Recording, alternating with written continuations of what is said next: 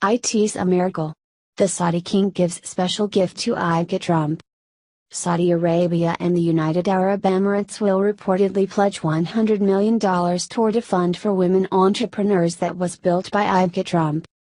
The Wall Street Journal reported that the World Bank's Women Entrepreneurs Fund, an idea that the president's elder daughter proposed, will work to help women in the Middle East who want to start their own businesses.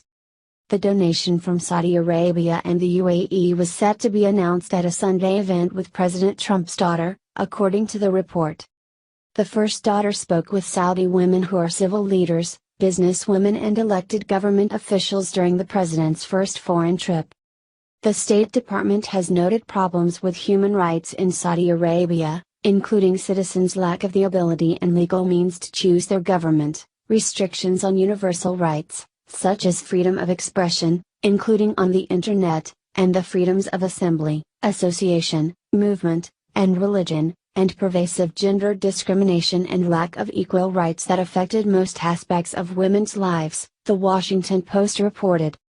In the conservative Islamic country, women are not allowed to drive and require permission from a male guardian to travel in public. Women are also required to cover themselves in public. What do you think about this? Comment below. Trump wins. Moments ago, Saudi Arabia announced $40 billion investment in U.S. private equity firm Blackstone Group, in partnership with Saudi Arabia's sovereign wealth fund, announced that they would commit $40 billion to invest in infrastructure projects, mainly in the U.S. Blackstone, co-founded by Trump supporter Steven Schwarzman, entered an non-binding agreement with Saudi Arabia's Public Investment Fund, PIF, to move forward with this initiative, The Hill reported. Saudi Arabia's PIF had agreed to put down $20 billion for the project, while the rest of the money would come from outside investors. Although Blackstone says the fund has been negotiated between the firms for the past year, the partnership is non-binding, which means that there is not a formal structure for the fund yet and the firms are still discussing certain aspects of the agreement, Forbes reported. Blackstone and PIF each gave a vote of confidence to the new partnership. This potential investment reflects our positive views around the ambitious infrastructure initiatives being undertaken in the United States as announced by President Trump, PIF Managing Director Yasser Al-Rumayyan said in a statement. This will create well-paying American jobs and will lay the foundation for stronger long-term economic growth, Blackstone President Hamilton James said. The partnership between the U.S. and Saudi Arabian companies comes as President Trump is visiting Saudi Arabia as the initial stop of his first trip abroad as president. Trump has already signed a series of agreements with Saudi King Salman, solidifying their military and economic partnerships on his first full day in the country. Liberals peddle fake news about Trump bowing to King, but look what this new video angle shows. The liberal mainstream media has been in hyperdrive ever since Donald Trump was elected as president. These liberal moonbits have been doing everything they can to discredit Trump's presidency. As we all know, these liberal twits have been pushing ridiculous fake news stories all over the media. Every day for the past few months, Huffington Post, The New York Times, and the drive-by media outlets have been running hit pieces against President Trump. These hit pieces are designed to cause more division in the country and distract the American people from the real villains in the government.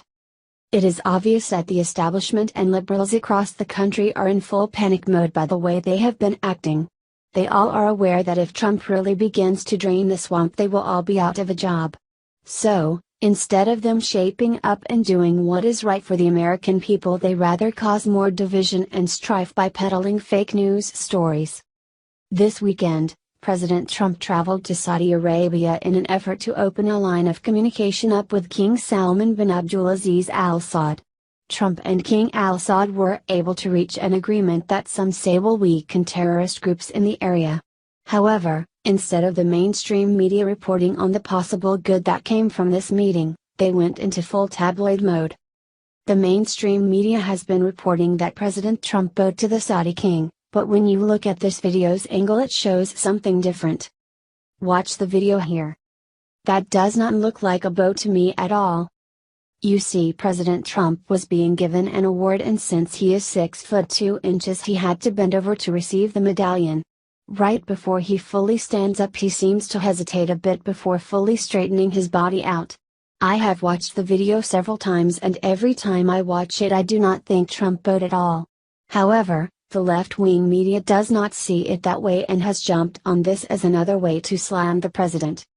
Of course, far-left director Michael Moore sees this opportunity to mock President Trump by calling bending over a curtsy. But, that is not all. CNN also wrote about the moment and did their best to compare Trump to Barack Obama's controversial bow to the Saudi king.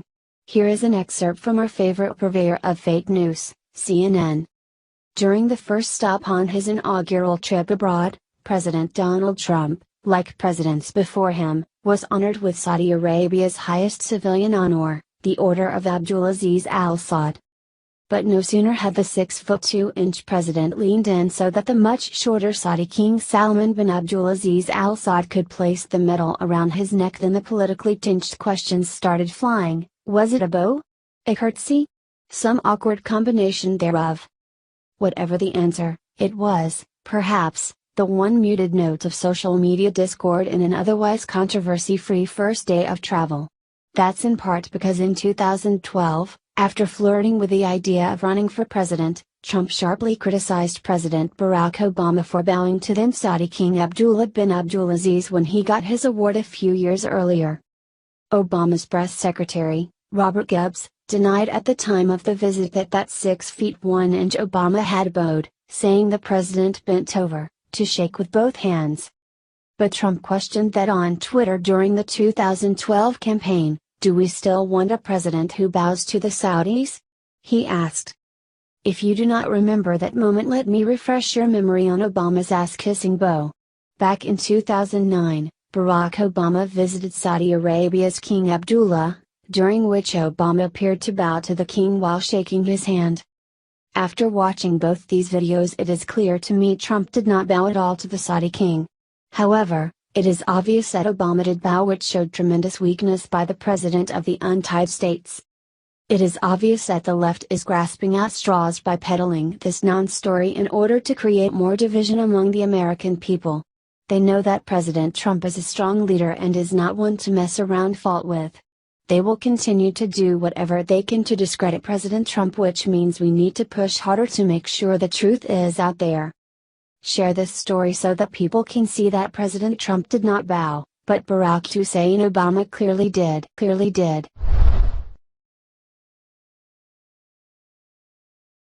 President Trump makes 4 words announcement in front of 50 Muslim leaders that'll rock the world. President Donald Trump delivered a historic message to U.S. allies in the Middle East. Top Arab leaders from 50 majority Muslim countries, including the Saudi, Egyptian and Jordanian leaders, posed for a photo with the U.S. president on Sunday before his speech in Riyadh. Trump tells 50 Muslim leaders, drive out the terrorists. Drive them out. Drive them out. Trump delivered courageous and honest remarks on the fight against the terrorists. This was an amazing speech. President Trump, a better future is for you if you drive out the terrorists and drive out the extremists. Drive them out. Drive them out of your praises of worship. Drive them out of your communities. Drive them out of your holy land. And drive them out of this earth. Share this post if you are proud of President Trump. What do you think about this? Comment below. Another Russian email trail rocks Washington. Think about where it led? Not to President Trump, but to. The email scandal won't be on the front page of the news at this moment. However, that doesn't imply that it won't be there soon. Meanwhile, we have a persistent, moderate trickle of implicating stories. It's practically just as the players in this hacked email dramatization all realize that it could loosen up with one wrecking revelation, and none needs to be the person who uncovers it. So we see this moving around the certainties as individuals who know the story endeavor to state enough to quiet down the specialists without saying excessively. A record, evidently hacked by the Russians, is the subject of Senate hearings. It guarantees that Attorney General Loretta Lynch was reached by a Democratic agent to safeguard that she ceased the investigation concerning Hillary's email embarrassment before it went too far. The concentration of current Senate hearings is on this record, which has been described as both a memo and an email, and was written by a Democratic operative who expressed confidence that Ms. Lynch would keep the Clinton investigation from going too far, according to several former officials familiar with the document, the New York Times reported. According to Breitbart, Senator Grassley noted the report from the Times, then asked FBI Director Comey, "How and when did you first learn of this document? Also, who sent it and who received it?" Comey replied with a predictable response, "That's not a question I can answer in this form, Mr. Chairman, because it would call for a classified response." When asked what steps did the FBI take to determine whether Attorney General Lynch had actually given assurances that the political fix was a no matter what and whether he could provide the email, Comey gave similar responses. So Mr. Comey gave off an impression of being doing all that he can to crash the examination. He's in a hopeless scenario generally. In the event that he conceded he had the archive amid the campaign and did nothing, he's stuck in an unfortunate situation. In the event that he guaranteed he didn't, and it is later uncovered that he did, then it's conspicuous he misled Congress. It is alleged that amid the presidential campaign that Hillary expressed that Trump must be halted no matter what else, we will all hang. That might be one of only a couple of times throughout her life that she came clean. What do you think about this? Do not hesitate and write your thoughts in the comments section below. Share the truth, be patriots. Thank you for reading. Reading straight from President